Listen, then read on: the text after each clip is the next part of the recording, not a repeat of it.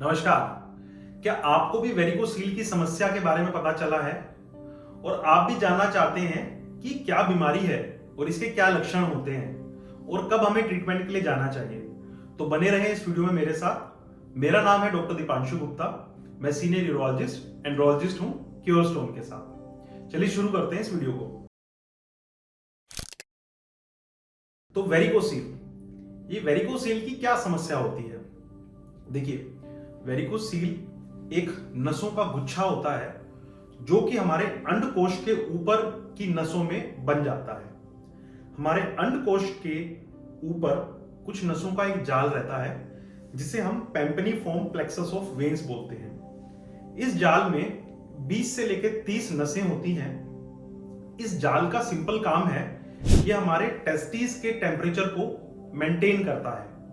मतलब टेस्टिस को फंक्शन करने के लिए, स्पर्म बनाने के लिए हमारे बॉडी से 1 डिग्री सेल्सियस टेम्परेचर कम चाहिए रहता है। इसीलिए हमारे टेस्टिस पेट में ना होकर हमारे स्क्रोटम मतलब अंडकोश में रहते हैं, थोड़ा सा नीचे रहते हैं, ताकि उनका टेम्परेचर 1 डिग्री सेल्सियस कम मेंटेन हो पाए। इन नसों का भी यही काम रहता है कि ये नसें गर्म खून को तो ले जाती हैं और ठंडे खून को लेकर आती हैं। तो अब जो वेरिकोसील जो बीमारी है वो कोई भी इंफेक्शन या कोई भी चोट लगने की वजह से या ऐसा कोई भी कारण नहीं होता जिसकी वजह से वेरिकोसील बीमारी बन जाए। ये एक शरीर की बनावट का फर्क है। फर्क क्या है? ऐसा देखा गया है कि जो लोग लंबे रहते हैं, थोड़े पतले रहते हैं या जिनकी थोड़ा सा एथलेटिक बिल्ड रहता है, उन पेशेंट्स में जहां से ये पेम्पनीफॉर्म प्लेक्सस वेन शुरू हो रहा है, ये टेस्टिकुलर वेन थोड़ा सा एंगल इसका ऊपर नीचे हो जाता है, जिसकी वजह से इसमें प्रेशर इंक्रीज हो जाता है। मतलब शरीर में दो नसों का एंगल चेंज हो रहा है। ये अगर हमारी रीनल वेन है और ये हमारी टेस्टिकुलर वेन है, तो इन दोनों का एंगल थोड़ा सा बढ़ जाता है, जिसकी वजह से उस वेन में प्रेशर हाई हो जाता है। उस वेन का प्रेशर जो है वो जाके हमारी पेम्पनीफॉर्म प्लेक्सस ऑफ वेन्स के अंदर इकट्ठा हो जाता है। तो अगर हमारी 20 या 30 नसें हैं वहां पर, तो उनमें से कोई 10 या 15 नसें फूल जाती हैं। तो नसों के फूलने की वजह से क्या होता है कि क्योंकि वहां पे खून इकट्ठा हो रहा है, तो वो खून क्योंकि गर्म खून होता है, तो वहां पे टेस्टिस के तापमान को वो बढ़ाना शुरू कर देता है, जिसकी वजह से वेरिकोसील की समस्या होती है। तो वेरिकोसील के प्रमुख लक्षण क्या होते हैं? तो यूजुअली इसकी 3 ग्रेड होती हैं। एक ग्रेड 1 जिसके अंदर जो है वेरिकोसील पाल्पेट करने पे पता चलती है, दिखती नहीं है, या फिर अल्ट्रासाउंड से पता चलती है। ग्रेड 2 जिसमें जब आप खांसी करते हैं तब वो नसें फूली हुई नजर आती हैं। ग्रेड 3 जिसके अंदर आप खांसी नहीं भी करें तब भी वो हमें विजिबल नजर आती है। इसमें काफी अलग अलग तरीके की ग्रेडिंग है।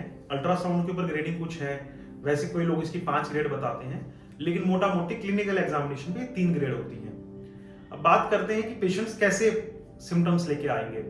तो इनिशियली पेशेंट्स को थोड़ा सा डिस्कम्फर्ट हो सकता है, भारीपन महसूस होता है, उनको लगता है कि कुछ भारी फंसा हुआ है इधर, और ये भी रात में जब शाम में अपना काम खत्म करने के बाद उनको भारीपन महसूस होता है। दूसरा, उनको रोजमर्रा के काम में दिक्कत आनी शुरू हो जाएगी। वो जैसे कहीं पर भी जा रहे हैं तो उनको दर्द ज्यादा शुरू हो रहा है, कई बार एक्यूट पेन भी हो सकता है। तीसरा ये है कि कई पेशेंट्स को लगता है कि कॉस्मेटिक, क्योंकि टेस्टिस थोड़ी नीचे लटक जाती है इसकी वजह से कई पेशेंट्स को लगता है कि ये क्या मेरे साथ समस्या आ रही है, और कुछ नसें उसको फील होनी शुरू हो जाती हैं, तब भी वो हमारे पास आते हैं। चौथा रहता है जो सबसे जरूरी है कि कई पेशेंट्स इसकी वजह से पिता नहीं बन पाते हैं या स्पर्म प्रोडक्शन खराब हो जाती है, स्पर्म की मोटिलिटी कम हो जाती है, तो उस कंडीशन में भी हमारे पास आते हैं कि उनको बच्चे नहीं हो रहे होते हैं।